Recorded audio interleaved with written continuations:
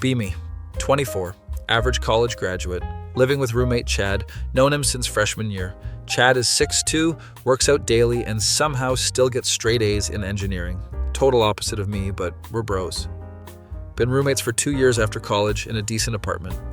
Both have decent jobs, split rent evenly, no drama. Life is pretty chill. My younger sister Amy comes to visit for a weekend. She's 21, just starting her junior year at college, 2 hours away. Pretty cute, not gonna lie, but obviously off limits because she's my sister. Notice Chad acting weird when she arrives, cleaning up his messes, wearing cologne, actually combing his hair. Think to myself, no way, he wouldn't. First night we all hang out watching movies. Chad laughing way too hard at Amy's jokes. Amy sitting suspiciously close to Chad on the couch. Tell myself I'm just being paranoid. Catch them exchanging glances when they think I'm not looking. Decide to test my theory. Tell them I'm going to grab more beer from the convenience store. Actually just go downstairs and wait in lobby for 15 minutes. Come back up quietly with my key. Hear whispers and giggling from living room. Peek around a corner. My face when they are cuddled up on the couch. Chad's arm around Amy, her head on his shoulder. Clear my throat loudly. They jump apart like they've been electrocuted. Awkward silence as I put beer in fridge. Nobody mentions it. Rest of the weekend is tense. Amy leaves Sunday night. Chad avoids eye contact. Next few days, Chad acting super weird. Comes home late, leaves early, barely talks to me. Check his phone when he's in shower one day. Hundreds of texts between him and Amy going back 3 months. Apparently they met when she visited during the spring break. Been secretly talking ever since. Planning to tell me soon. Pictures that no brother should ever see. Declarations of love. Plans for future. My face when I realize my roommate and sister have been hiding the relationship from me. Confront Chad when he gets out of shower. Dude, what the hell? You've been dating my sister behind my back? He turns pale just wearing towel. How did you find out? Tell him I checked his phone. He gets angry about privacy. I get angry about bro code. Huge argument ensues. She's my sister, man. You should have told me. We were going to tell you, we just didn't know how. How long has this been going on? Does it matter? Yes, it matters. Chad finally admits. They've been talking for months, dating for 6 weeks. Says they didn't want to make it weird. Says they really like each other. Asks if I can just be cool about it. I'm fuming. My sister calls me, crying. Says she really likes Chad and didn't want to hurt me. Says they've been afraid to tell me. Asks why I'm being so controlling. My face when I'm somehow the bad guy in this situation.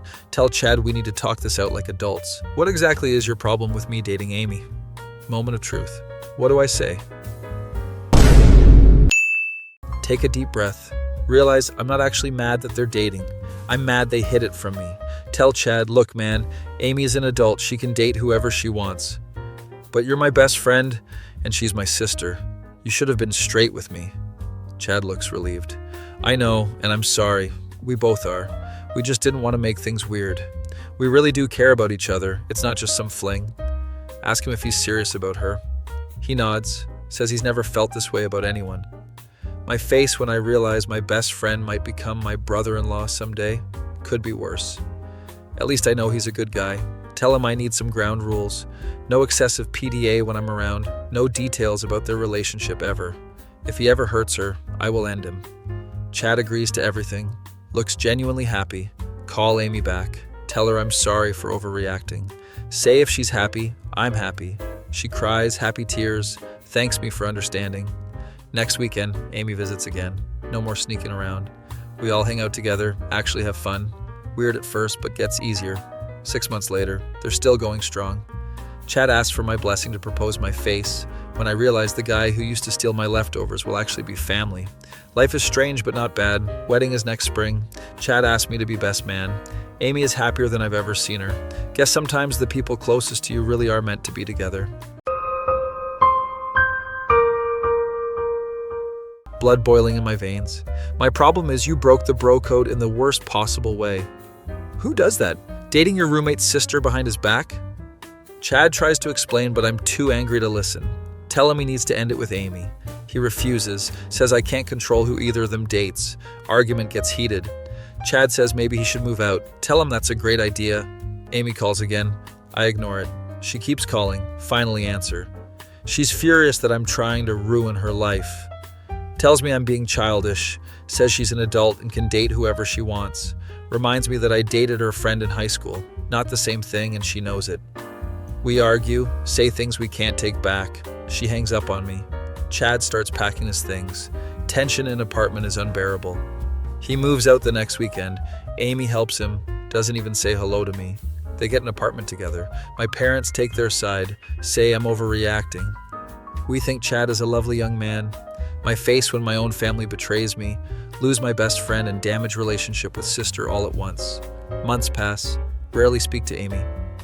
Chad and I avoid each other completely. Mutual friends forced to choose sides. Friend group splits in two. Christmas comes, first time seeing them together.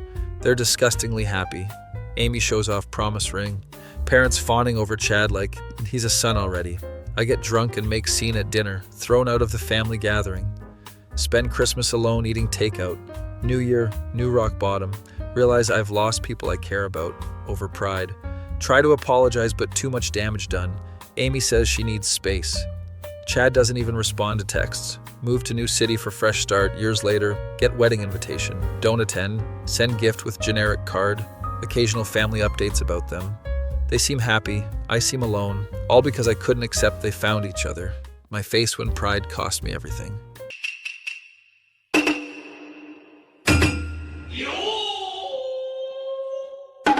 Greentext stops working. Stare at Chad blankly for 37 seconds. Suddenly ask, what about the ants? Chad looks confused. What ants? The government surveillance ants in the walls. Chad's face shows growing concern. Pull out tinfoil hat from under couch cushion. Carefully place it on butt head. They can't hear us now. Chad trying to get conversation back on track. Dude, about me and Amy. Interrupt him. You don't understand, Chad. They're listening. Begin. Inspecting all power outlets in apartment. Chad trying to be patient. Can we please talk about me dating your sister? Stop suddenly. Turn to face him. Dating? Is that what you think this is? Laugh maniacally. This is clearly a government plot to extract my DNA. Amy isn't even my real sister.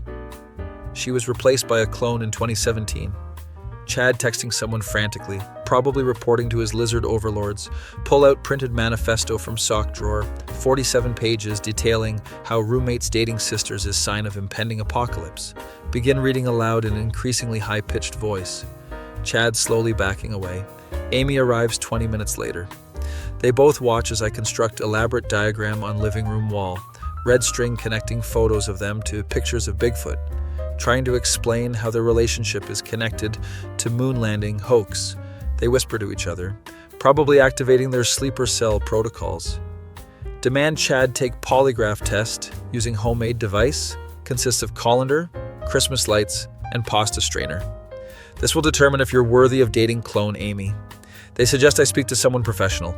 Clearly they want me to reveal secrets to government agents. Spend next 3 hours explaining my theory that dating apps are actually alien technology.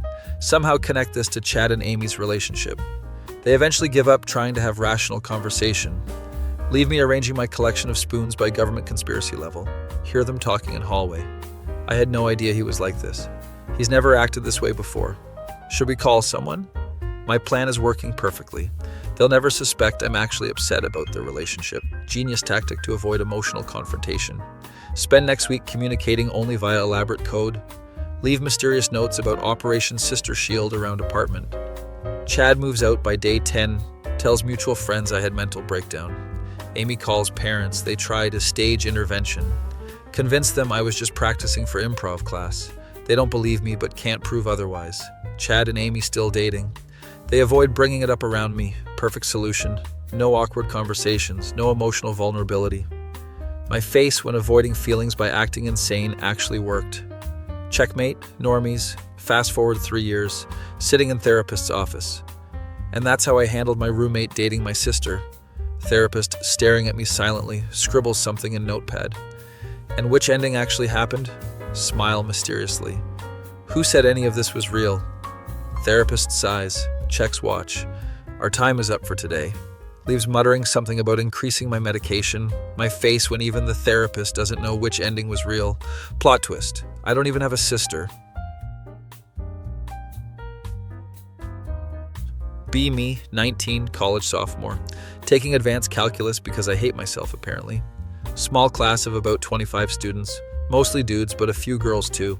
One girl in particular catches my eye. Call her Jessica. Solid 8'10", dirty blonde hair, always wears these tight jeans. Sits 2 rows ahead of me, slightly to the left. Perfect viewing angle. Been secretly admiring her all semester. Never actually talked to her though. I'm awkward as hell and she's way out of my league. One day wearing gray sweatpants to class like an idiot. Didn't do laundry. Only clean thing I had, slept through alarm, barely made it to class on time. Jessica wearing yoga pants today, my face when I realize I have made a tactical error. Professor droning on about integrals or some shit. Jessica keeps shifting in her seat. Each time she moves, blood flows south. Try to think about anything else. Grandma, dead puppies. That time I walked in on my parents. Nothing working. Half chub forming in my sweatpants. Panic.exe. Try covering with textbook, but it's too small. Try to adjust discreetly. Only makes it worse. Full-on tent pole situation developing. Start sweating profusely. Girl next to me giving me weird looks. Probably thinks I'm having a stroke. Which technically isn't wrong. Jessica suddenly raises hand to ask question. Stands up slightly to get professor's attention. Turns slightly in my direction. Makes accidental eye contact with me, smiles politely. Brain short circuits, brick level, diamond. Professor calls on her. She asks some smart question about the lecture. Meanwhile, I'm dying in my seat. Try to calculate how long until class ends. 37 minutes. Might as well be eternity. Consider my options. Can't leave without everyone seeing my situation. Can't stay without dying of embarrassment. Desperate times call for desperate measures. Intentionally drop pencil under desk. Bend down to get it. Stay down there pretending to look for it. Classmate leans over, need help? No, I'm good, haha, just clumsy. Stay hunched over, pretending to search. Professor notices. Everything okay back there? Entire class turns to look at me, my face when I'm curled up under desk in fetal position. Just looking for my pencil, sir. Someone from behind tosses me a pencil. Here you go, bro. Now have no excuse to stay down. Slowly emerge like a turtle from its shell. Pull shirt down as far as possible. Situation still very visible. Jessica glances back. Definitely notices. Her eyes widen slightly. My soul leaves my body. She quickly turns back around.